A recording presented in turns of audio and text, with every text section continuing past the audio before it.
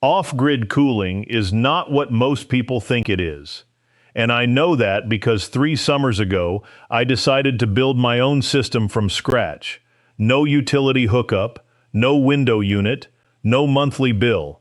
And what I discovered along the way surprised me almost every single step. I have spent years paying close attention to how houses work. Insulation, airflow, humidity, the way heat moves through walls and roofs and floors. I have watched folks throw real money at cooling problems and come away hot and frustrated because nobody explained the basics honestly. The thing is, most of what gets sold as off-grid or alternative cooling is either wildly oversimplified, surprisingly incomplete, or just flat-out misunderstood. There are products marketed to people like us, people who want to be independent, save money, and do things the careful old way, and a lot of those products quietly underperform. By the end of this video, you are going to understand exactly how off-grid cooling actually works, what the real trade-offs are, and which approaches genuinely hold up after 3 full summers of real-world use. You are going to walk away knowing more than most contractors do about passive and semi-passive cooling, and you will be able to make a genuinely informed decision about whether any of this is right for your home and your situation. Before I get into it, if you want the complete breakdown, the full step-by-step methods, and the deeper detail that a single video can only touch on, I have put together a guide that covers all of it. Open the camera app on your phone right now, point it at the QR code up in the top right corner of your screen, and scan it. That QR code is going to stay pinned up there in the top right corner for the entire video, so you can scan at any point while you keep watching. No need to pause or do it right this second. Now let me get into it. 3 summers ago, the utility bill for cooling my house hit a number that finally made me sit down and think seriously. I had a decent-sized home, decent insulation, a reasonably modern central air system, and I was still paying more to cool the place in July and August than most people spend in an entire month on groceries. I am not going to pretend that was purely a financial decision. Part of it was principle. I did not like being that dependent on the grid. I had watched the power go out during heat waves. I had watched utility rates climb year after year. And I had a growing sense that there had to be a smarter way. Folks used to keep houses cool without any of this machinery. They did it with architecture, with shade, with airflow, with common sense. I wanted to understand how, so I started doing what I always do. I read everything I could find, I talked to people who had actually done it, and then I rolled up my sleeves and built something. What I built that first summer was honestly pretty modest.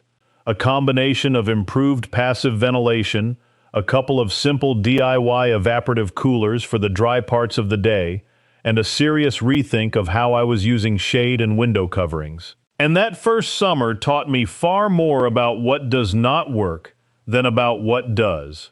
Here is the first myth I want to name, because it cost me real time and some real money. The idea that a swamp cooler, an evaporative cooler, works everywhere. It does not. Evaporative cooling is genuinely effective in dry climates. In a place where the outdoor air is dry in the afternoon, you can drop the indoor temperature by a meaningful amount with a well-built evaporative cooler that costs a fraction of a conventional AC unit. But if you live somewhere humid, and a lot of folks in the eastern United States and in parts of Western Europe do, evaporative cooling does almost nothing useful in the hottest part of the summer when the air is already carrying a heavy load of moisture. I figured this out the uncomfortable way. The physics are not complicated once you understand them. Evaporation only cools air when the air has room to absorb more water vapor. When the relative humidity is already high, the water just does not evaporate efficiently, and you end up with slightly wetter, barely cooler air. So the very first thing you have to do is be honest about your climate. The second myth is that thermal mass alone will keep your house cool. You hear this a lot from people who love concrete floors and stone walls. And thermal mass is genuinely useful. It absorbs heat during the day and releases it slowly overnight. But it is only part of the picture. If you do not have adequate ventilation to flush that stored heat out of the house at night, the thermal mass just becomes a heat battery that makes your home feel like a warm oven every single morning. I have seen this go wrong for more than a few people who did not pay close enough attention to nighttime ventilation. Now let me walk you through what I actually learned across those 3 summers, starting with what I call the foundation layer, the things that have to be right before anything else matters. The first and most important lesson is that off-grid cooling is not one thing.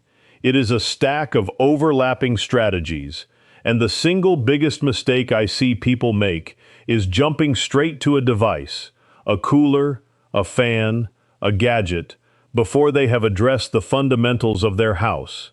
Heat enters a home in 3 main ways: through windows from direct sunlight, through the roof from absorbed solar radiation, and through walls and floors by conduction. If you have not dealt with those 3 entry points honestly, you are fighting a losing battle no matter what you plug in. I learned that the hard way, and I want you to be able to skip that part. The first summer, I focused almost entirely on the roof. In many homes, and this was certainly true for mine, the attic acts like a heat collector. On a hot summer day, attic temperatures can climb to levels that are genuinely shocking. I added attic ventilation that summer, which made a noticeable difference on its own. But the bigger gain came from a radiant barrier, a reflective material installed on the underside of the roof rafters or laid across the attic floor.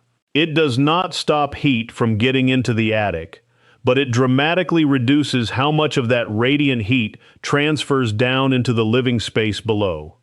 The materials are not expensive, and if you are comfortable doing basic work in an attic, it is a manageable weekend project. The difference in how the ceiling felt in the afternoon, just putting your hand flat on it, was something I noticed within the first few days. The window question is something I want to spend a little time on, because I think most people get this wrong in both directions. On one side, you have folks who just close their blinds and call it done. On the other side, you have folks spending serious money on special window films or replacement windows before they have tried the simplest intervention. The most effective approach I found, and this is backed up by a lot of practical building science that has been around for generations, is external shading.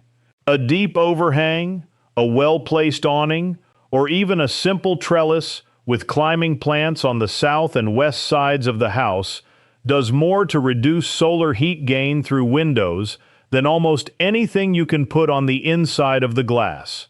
This is the way houses were built in hot climates for centuries before air conditioning existed. Porches, overhangs, deep-set windows. The exterior shade stops the sun before it ever reaches the glass. Internal blinds, even good ones, stop it after the damage is already done. If you want a full walkthrough of how I planned and built the external shading on my own home, the measurements, the materials, what I got wrong the first time, it is all in the guide. Open your phone's camera app, point it at the QR code still in the top right corner of your screen, and scan it. The guide goes into the kind of depth on these passive strategies that there is simply no room for in a single video, and that depth is exactly what lets you actually plan and execute this on your own home. Now, the second summer is where things got genuinely interesting.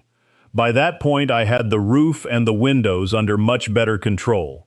The house stayed noticeably cooler through most of the day, even without any active cooling running, but there were still 2 problems: the heat that accumulated in the long afternoons, and the nights when the outdoor temperature stayed stubbornly high and natural ventilation did not do enough work on its own. This is where I want to talk about cross-ventilation and the stack effect, because these are 2 of the most powerful tools in passive cooling, and most people either do not know about them or do not use them properly.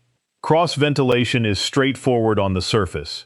You open windows on opposite sides of the house so that outdoor air passes through. But the key insight most people miss is that this only works well if the openings are roughly matched in size. A wide open window on one side and a small crack on the other does not move much air.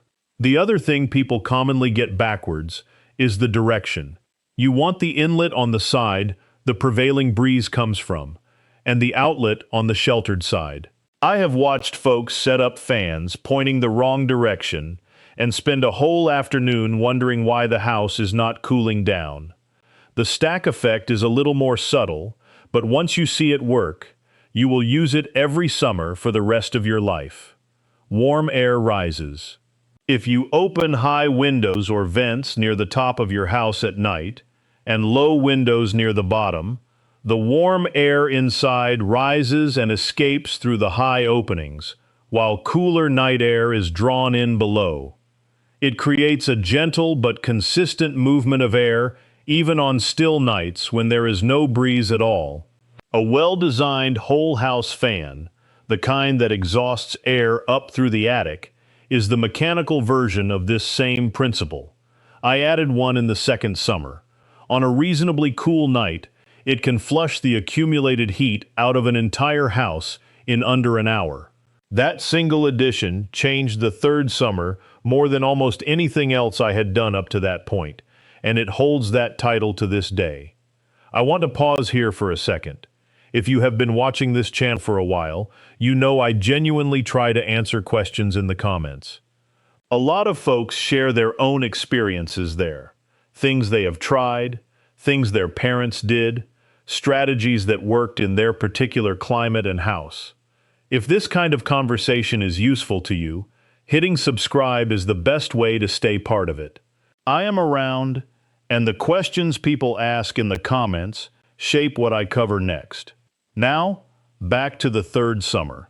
By the third summer, I was ready to try something I had been thinking about since the beginning, using the earth itself as a heat sink. This sounds exotic, but the principle is ancient and genuinely straightforward. The ground just a few feet below the surface stays at a relatively stable temperature year-round, cooler than summer air above ground by a meaningful margin, though exactly how cool varies by your region and how deep you go. If you can move heat toward that mass, you are working with the planet as a natural, steady cooling reservoir. Now here is the honest reality check, because this is also where people sometimes get carried away. Earth tubes, buried pipes that draw outdoor air underground before it enters the house, can work, but they require careful planning and are not the right fit for every home or climate. There are condensation issues to manage carefully, and in humid regions, they come with their own complications that the enthusiasts in the online forums tend to gloss over. What I found more practical was a simpler ground contact strategy, keeping the basement or crawl space well connected to the living space at night, when its cooler thermal mass can do real work pulling heat out of the air above it. It is not as dramatic as a full earth tube system, but it is reliable, it costs almost nothing to implement, and it has worked quietly and consistently across 3 summers without a single problem. Everything I walked through on ground contact cooling, the practical details, the ventilation sequencing, the mistake most people make that cancels out the benefit, is laid out step by step in the guide. Open your phone's camera app, point it at that QR code still sitting in the top right corner of your screen, and scan it. That full method, including how to adapt it for different basement and crawl space setups, is in there, and it is the part I get the most questions about. So let me give you the honest cost picture, because this is the part most of these videos skip entirely.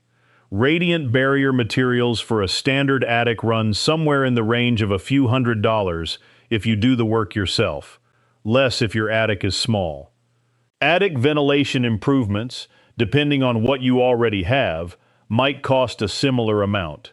External shading, a simple awning or a trellis, can range from very modest to more substantial, depending on how you build it and what materials you use. A whole house fan typically runs in the low hundreds for the unit itself, plus whatever installation costs if you bring someone in. None of this is cheap in the sense of costing nothing, but compared to running central air hard for 3 months straight, the payback period on most of these measures is genuinely short. In my experience, the combination of everything I put in place reduced my cooling costs well beyond what I honestly expected, and the house is more comfortable than it ever was when I was relying entirely on mechanical cooling to do all the work. What I would tell someone starting today is this: do not start with the device. Start with the house. Fix the attic. Address the windows. Get the external shading right. Then think carefully about ventilation. Cross ventilation at night. A whole house fan if your nights cool down enough to make it worthwhile. After that, if you still need active cooling, you will need far less of it, and whatever you choose will run more efficiently and last longer because it is not fighting as hard. The one thing I promised I would come back to at the start, the single move I would make first if I were starting over from scratch, is this. I would spend a weekend in the attic with a radiant barrier and improved ventilation before I spent $1 on anything else. That one change made more difference to the feel of the house than anything I did in 3 summers of experimenting. It is not flashy, there is nothing to show anybody, but it works, and the cost is modest enough that most people can do it without waiting on anything. 3 summers in, here is where I have landed. Off-grid cooling is real, it is achievable for a regular homeowner, and it does not require anything exotic or expensive to get started. What it requires is a clear-eyed look at your house, starting with the fundamentals, and a willingness to think before you buy anything. There is no product that shortcuts that process, but the path through it is well-worn, it has worked for generations, and it works just as well today. Before we wrap up, everything I covered today, the full step-by-step breakdown, the practical methods, and the honest trade-offs for different climates and house types, is in the guide. Open the camera app on your phone, point it at the QR code in the top right corner of your screen, and scan it. That guide walks you through each of these strategies in enough depth that you can actually plan and execute them for your own home, including several approaches I did not have time to cover here today.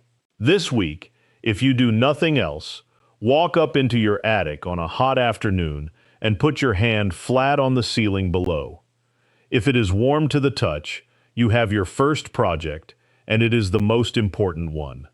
This month, spend some time watching where the sun is hitting your windows in the late afternoon.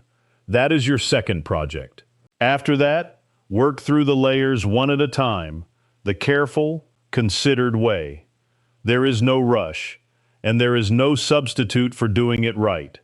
If any of this brought back something you have tried yourself, a method your parents used, a strategy that worked well or failed completely in your particular house or climate, drop it in the comments below. I read every one. Real-world experience shared honestly is worth more than anything in a catalog. Next time, I am going to go deep on whole house fans, how to size them correctly for your square footage, how to install them, and the one mistake that makes them almost useless even when they are running. That one is worth your time. And if you are not subscribed yet, right now is a good moment to do that. We keep the information plain, honest, and worth sitting down for. No slick pitch, no fads, no products we have not thought hard about. Just what actually works, told straight.